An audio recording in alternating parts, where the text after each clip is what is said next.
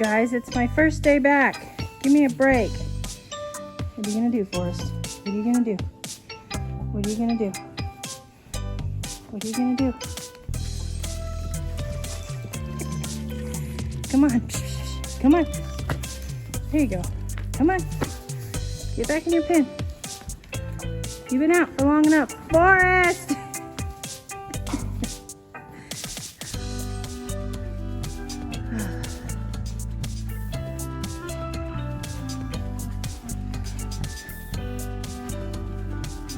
Hey, mister. You've been out all morning. Come on.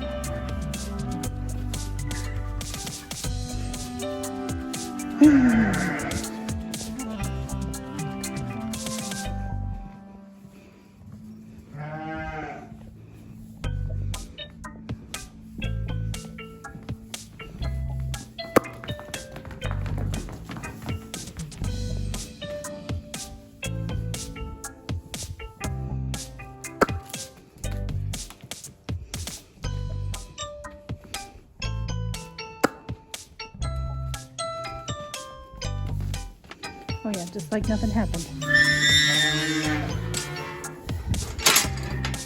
Thank you. Hey guys, welcome back to Ashley's Homestead Adventures. We are home. We had a beautiful, wonderful vacation, and I am getting some much needed planting done. So come along with me and let me show you what I am up to this morning, and maybe learn something, but at the very least, as always, just be entertained. So I have this bucket of daffodils that I have had forever, and they need to go in the ground. I need to get them separated. They need to go in the ground. There is some onions over there that I put down in the water because they were starting to die, so I put them down in the water to soak up some moisture, and they need to get in the ground.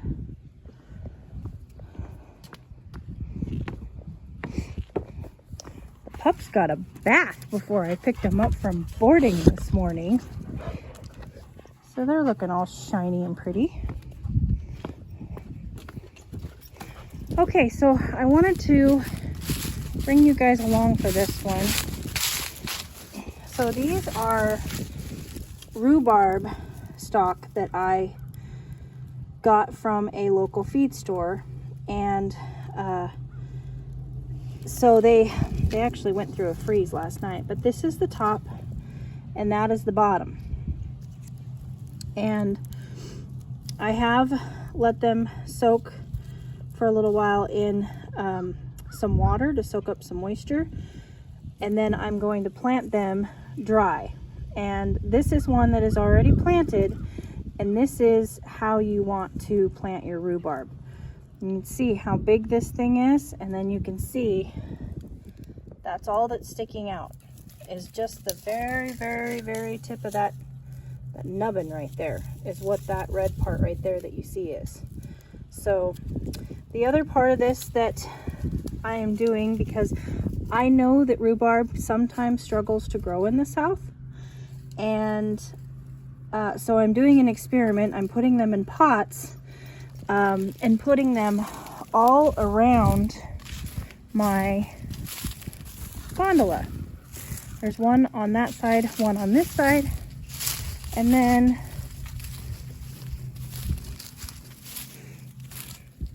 one will be on this side, so that I can watch them grow this year and see where they like it best before I put them in the ground. And all of these areas, nope, that's wrong. The one on this side and the first one I showed you, this is the front side of my house. where the American flag flies. They will both get shade. This side here is next to my driveway. My compost pile is just right across the driveway. And this does not get shade. So I really think this is going to be too sunny. But some people, it just depends on who you talk to. So I'm going to try all three and see what I get. So this is the one that I am going to plant in here.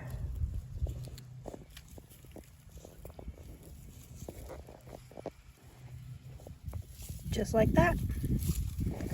That is the very start of the plant coming out of the ground, and that is it. That is all that is showing. So one more to do.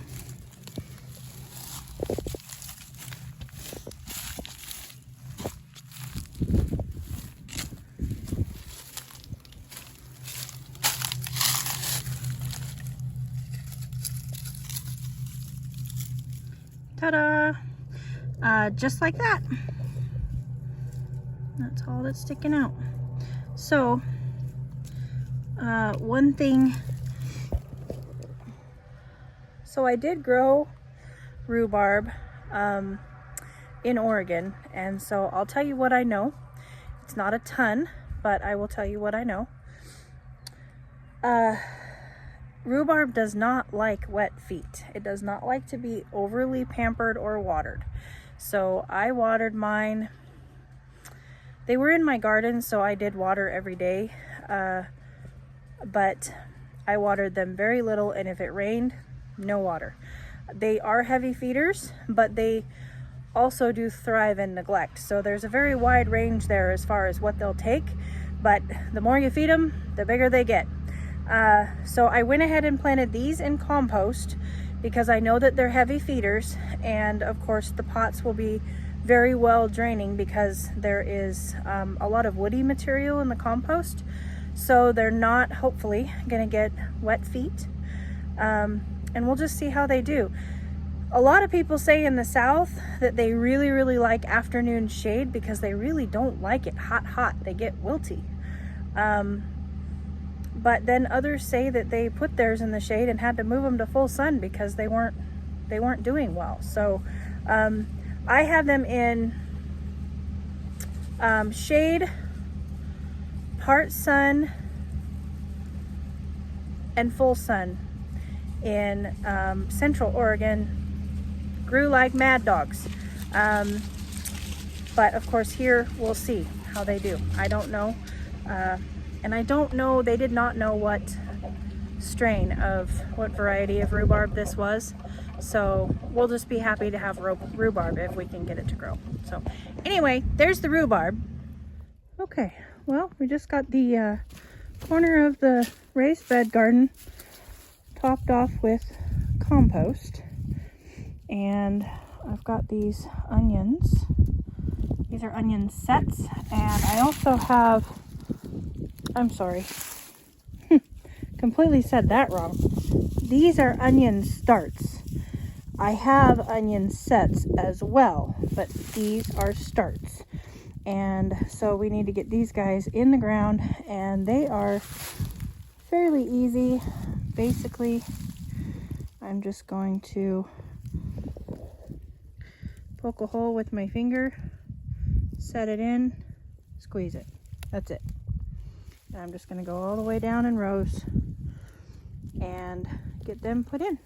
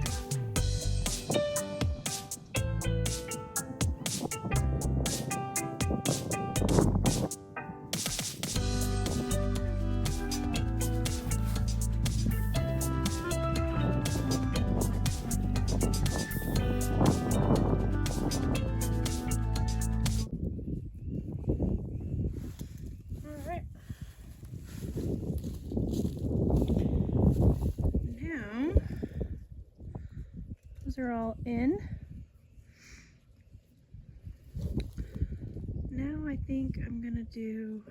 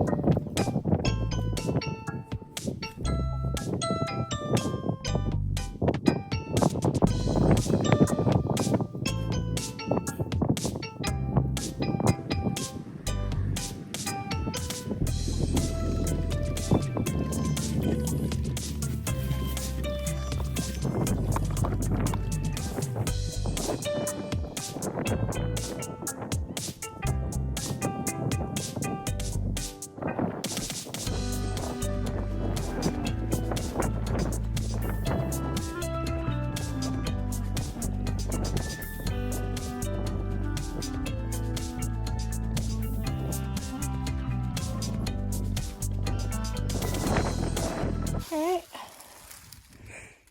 I don't know how many, let's see, 1, 2, 3, 4, 5, 6, 7, 8, 9. So 9 times 11 is 99, and then 100, 1, 2, 3, 4, 5, 6, 7. So 107 onions in the ground, and I put the white ones here, and these were like, I want to say like Texas white or something, and then sweet yellow after that. They had names, but I don't remember what they were. It was one of those feed store days that it was like, oh look, they have onion starts, and we just bought them, and I don't remember what they were. So anyway, they're gonna taste good, so got those in. Okay, next is the task of separating all of these daffodil bulbs and seeing if I can get them planted. At the very least, I need to get them separated.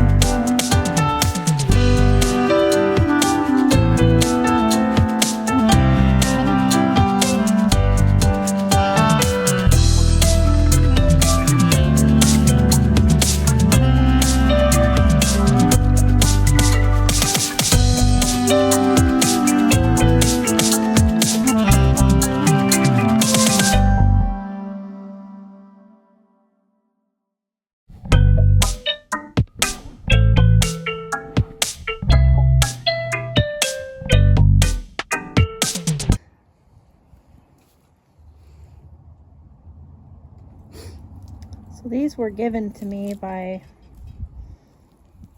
a very kind gal in our community. They were clearing a spot for a garden, and these daffodils were in the way. So she called me and asked me if I wanted them, and I said, well, sure, I can find a spot for them. And she said, okay, well, they need to be separated. And I thought, okay, well, I've never done that before, but here we go. So you'll notice that I'm not telling you guys how to do this. I'm just showing you what I'm doing, because I don't know if I'm doing the right thing or not. But I think I am.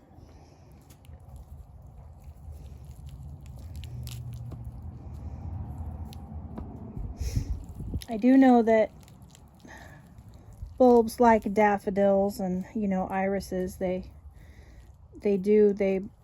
reproduce underground. They reproduce new bulbs from the big bulbs, and so therefore these clumps get congested, and there's a wormy right there, and you have to now I'm making sure, and I'm looking at all of these worms that I got, and I'm making sure that they're the good kind of worms and not the bad kind of worms. I guess we've got something called flathead worms here, hammerhead worms, I don't know. And I guess they're really bad, but I have not seen one as of yet. Here you go, buddy. I'm going to put you back down in there.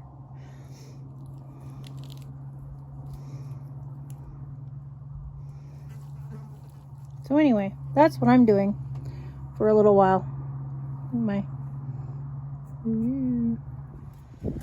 Okay, there is one pile, and there's still another pile over here with the tractor.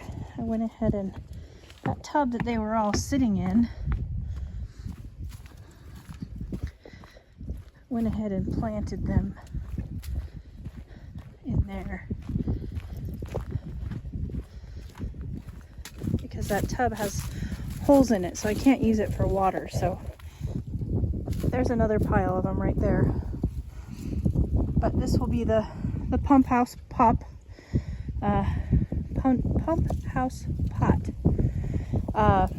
So went ahead and got this one planted up with daffs.